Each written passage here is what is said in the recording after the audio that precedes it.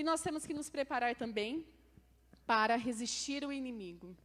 Nós temos que nos preparar para resistir o inimigo. Jesus nos deixou um exemplo aqui também, em Lucas 4, quando ele estava lá no deserto, sendo tentado pelo inimigo, passou 40 dias em jejum, e ele resistiu a Satanás. Como o Senhor Jesus resistiu a Satanás ali? Através da palavra. Nós devemos nos preparar para resistir o inimigo, porque ele quer nos destruir. Nós vamos ver aí mais um versículo, 1 Pedro 5, 8 e 9, que diz: sejam sóbrios e vigiem. O diabo, o inimigo de vocês, anda ao redor como leão, rugindo e procurando a quem possa devorar. Resistam-lhe, permanecendo firmes na fé, sabendo que os irmãos que vocês têm em todo o mundo estão passando pelos mesmos sofrimentos. A missão de Satanás, irmãos, é nos destruir. E ele não dorme nessa tarefa. Ele não descansa nessa tarefa. E a palavra de Deus nos adverte para sermos sóbrios e vigiarmos. Quando a gente pensa nessa questão de sobriedade, de ser sóbrios, vem à memória pensar o que é a falta de sobriedade. Uma pessoa que está por efeito de entorpecentes, seja álcool, drogas, como essa pessoa está?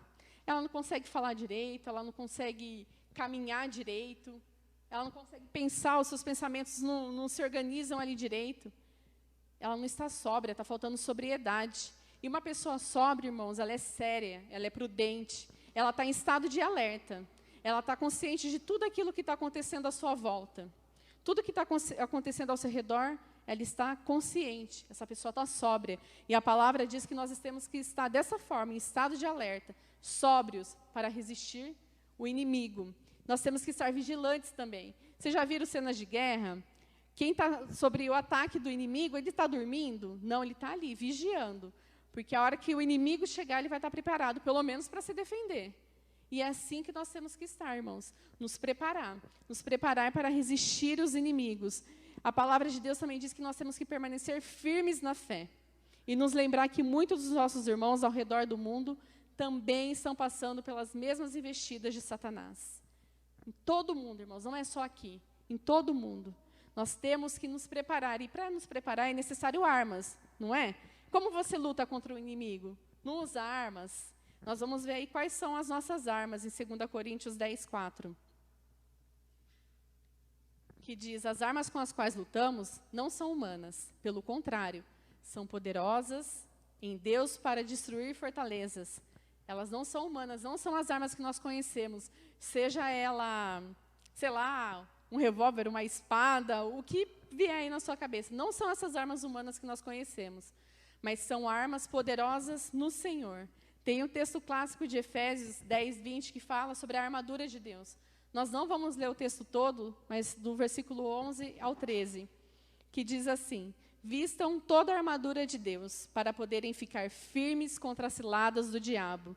Pois a nossa luta não é contra pessoas, mas contra poderes e autoridades, contra os dominadores deste mundo de trevas, contra as forças espirituais do mal nas regiões celestiais. Por isso, vistam toda a armadura de Deus, para que possam resistir no dia mau e permanecer inabaláveis depois de terem feito tudo. Devemos nos preparar, irmãos. Devemos nos revestir dessa armadura de Deus. Essas armas poderosas em Deus, no Senhor. Essa armadura, ela serve para que haja defesa. Para que haja defesa contra as ciladas do inimigo. Essas ciladas, irmãos, pode ser de várias maneiras que vocês imaginarem. Pode ser uma coisa muito sutil.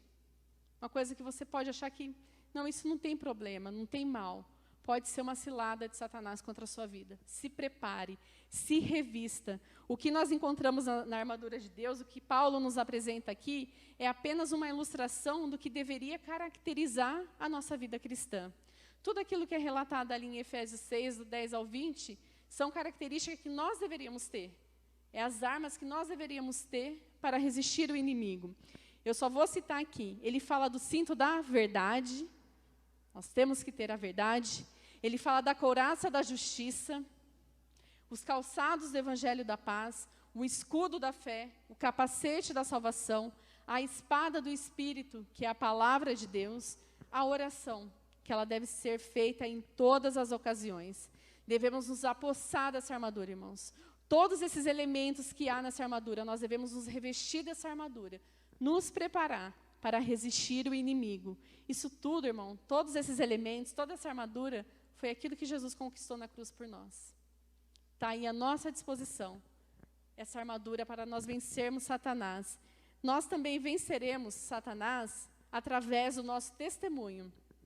1 Timóteo 3,7 diz assim: também deve ter boa reputação perante os de fora, para que não caiam em descrédito e nem na cilada do diabo.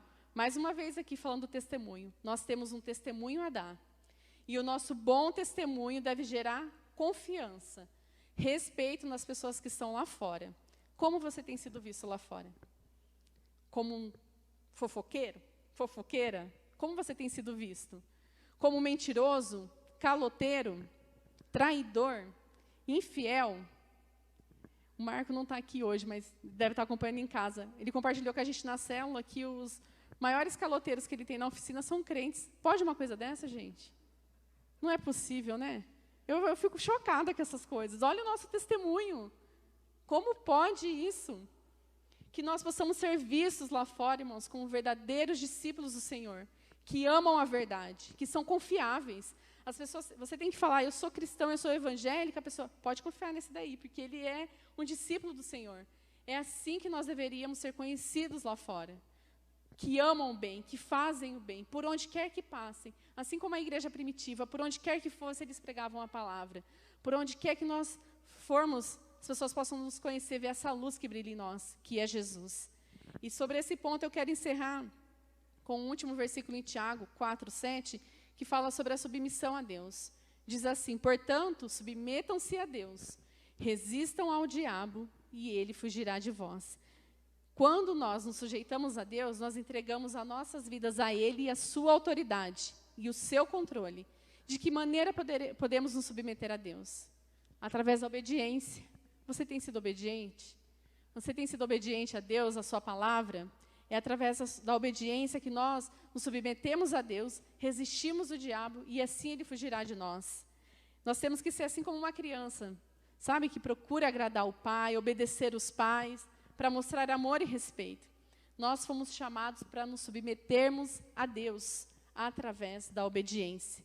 A obediência aos seus mandamentos, obediência à sua palavra e buscar aprender mais e mais, cada dia mais sobre Ele. Se submetendo a Deus, o diabo fugirá de nós. É uma promessa, está aqui na palavra, irmãos.